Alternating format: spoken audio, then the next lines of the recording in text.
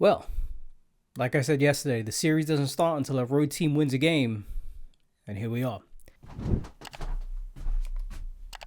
You should probably like the video and subscribe if you're here. That'd be cool. Have a good one. What are you saying? Welcome back to ISOJ. Let's get into this one. Minnesota versus OKC Game 4.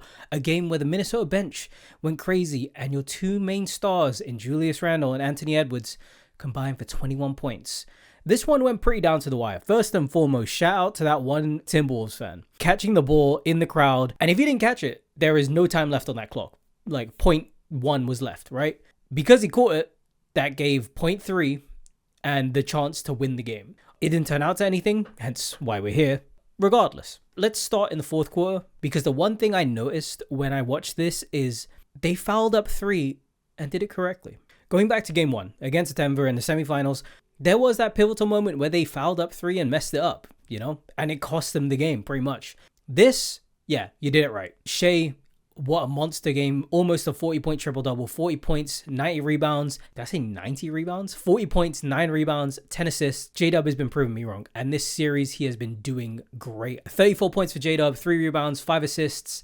Made 6 threes this game. Chet, 21, 7, and 1. When the big three is clicking, their big three is clicking. This is a strong team. Like, they're the 1 seed for the reason. I don't need to say that more. Lou Dort and Cason Wallace are another 2 I want to give a shout out to, and I want to throw out Alex Caruso in that as well, because Alex Caruso has been huge for this team, but for Lou Dort and Cason Wallace, the job of stopping Anthony Edwards, huge.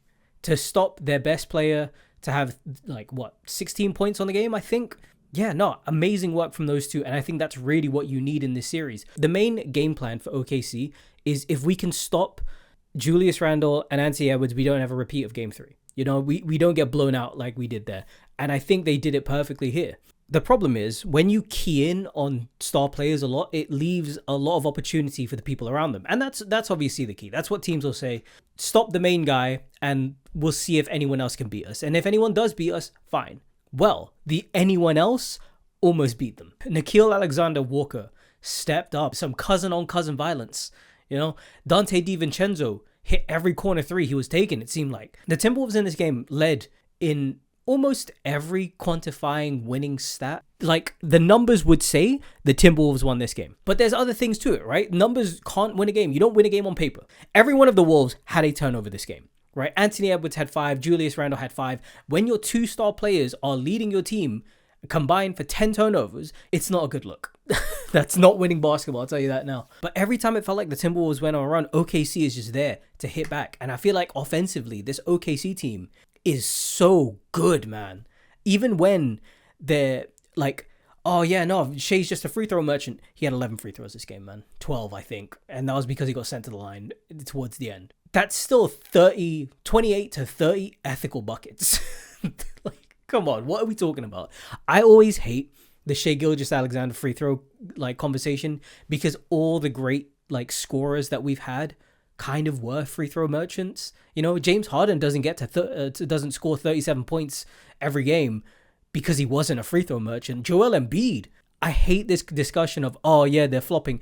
If you make contact with the opposing player, and some players have a good whistle, some players get fouled more than others, but in Shai's case, when you play as aggressive as he is, you're going to get foul calls. And even then talk about the foul calls that they don't call, That's just the game of basketball. And I don't think, if one guy makes free throws, that doesn't save the rest of your team.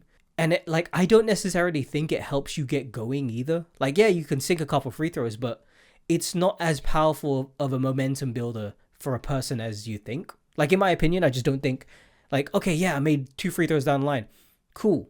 Is that going to help me when I have to drive past someone and get a layup? Less so. I don't know. That's just my take on it. I feel like everyone has a take on it. I don't care about free throws. I think it's just a part of the game. Anyway, this game plan for OKC was we need to stop Anthony Edwards at all costs. And look, it worked. 1 of 7 from 3. Every shot he took was heavily contested. And until that fourth quarter, Anthony Edwards wasn't as aggressive. And that was because of the OKC defense. It stopped him from getting to his spots. And it's the same thing they did against Jokic, is you need to stop these star players before they can get effective, before they can start doing what they do that makes them stars. You can't beat OKC by yourself. We know that. And I feel like previewing the finals, I hope a team like Indiana goes. As much as I love the Knicks and I've been supporting this Knicks team this whole run, I hope Indiana makes the finals because I think they're the best match for this OKC team. I think just stylistically, they're not a team that beats you one-on-one. They like very few of their players. What, you think Pascal Siakam, maybe Andrew Nembhard is a bit of a bucket getter? Yeah, sure, I get it. But like in isolated scenarios, they're not great. They're a good team in transition. I think against this OKC team, that would be a fun watch. You can't beat them by bully ball. You can't beat them in isolation because they have so many good team defenders. You have Alex Caruso, even Chet can be a serviceable help defender because, god damn it, he's long as hell. Like even your Casey Wallace's, Lou Dort, Jalen Williams, J-Dub, like throughout their whole team, they are equipped to stop any offensive threat in a one-on-one. And when you make them have to play team ball, they can beat you there too. It feels like the only way you can beat them is by catching them off guard. By use of like actual set plays designed to be like, okay, this guy doesn't pay attention here. We need to find a backdoor cut in this instance or whatever. You beat them by doing that. You beat them by shooting threes because their defense is so loaded up to stop you inside. And man, they had 11 more shot attempts than the Timberwolves. Yeah. With defense like this and the amount of turnovers from the Wolves, this amount of turnovers is going to lead to a lot of fast break points. And god damn it, it happened. I want to shout out J-Dub, played super aggressive. Like, this is everything you kind of wanted to see, especially for a player that had a lot riding on him in these playoffs. I think like the key to OKC winning a title was always going to be in the hands of J-Dub. Yes, Shai can do what he wants, but after Shai's 40, he needs someone to help him. Chet can do some things, but I don't think Chet is at the level where he can say, yeah, I'm the second best guy on this team. J-Dub needed to step up in this series because after that performance in the Denver series, and yes, he had a couple good games, as a whole, it was not a good series for him. One thing that I want to, that really surprised me, and I think a lot of other people, and when I was doing my research said this too, was just the idea of Nickeil Alexander-Walker being the best matchup on Shai, and also being the best player for the Timberwolves. There are points where you're like, whoa, who is this guy? I was watching Nickeil Alexander-Walker and I was like kind of surprised. Like, I didn't know you could be this guy, But yeah, just to talk about the main stars and just to talk about stats a bit. Julius Randle, 5.7 rebounds, 3 assists, 5 turnovers, 1 of 7 from the field, 0 of 3 from deep. Anthony Edwards, 16, 4 and 6, 5 turnovers, 5 of 13 from the field, 1 of 7. I've seen a lot of people discuss about how they wanted Anthony Edwards to be more aggressive. You can't, I think I saw a TikTok just now. I can't remember the name of the guy, but the premise of it was like, I want to see you take 30, 40, 50 shots. But when you realize that the defense is so locked in on you and making sure you aren't effective, I think it's great basketball IQ to be selfless in that moment in time and understand, okay, they're going to put everything they can on me. Where is the open man? If they're going to double me, someone's open. And a lot of those cases, it was Nickeil Alexander-Walker, it was Dante DiVincenzo. OKC do not respect the corner 3. They'll let you take it, sure. And Dante DiVincenzo made him pay, 5 of 8 from the line. 21 points on the night for him. Nickeil Alexander-Walker, 23 points, 4 rebounds, 6 assists, 2 steals. 9 of 15 from the field, 5 of 8 from deep. When you realize, if I'm Anthony Edwards and I look at my team around me and they are still being effective and we are still in this game and I haven't been able to be who I am, I'm going to say, yeah, cool. You got the keys to the car, man. I will do everything I can to be a decoy, to get their attention. You just need to finish your shots. That's it. I know they didn't win, but this is a very close game. If they're going to hone in on Anthony Edwards and Julius Randle, it relies on everyone else making their shots. You need Dante DiVincenzo to step up. You need Naz Reid to step up. Mike Conley, Rudy Gobert needs to be something offensively. And he had an alright game. 13 points, 9 rebounds. And I think a lot of those came like later in the game. Nickeil Alexander-Walker as well. Like, you need these guys to step up. And this game they did.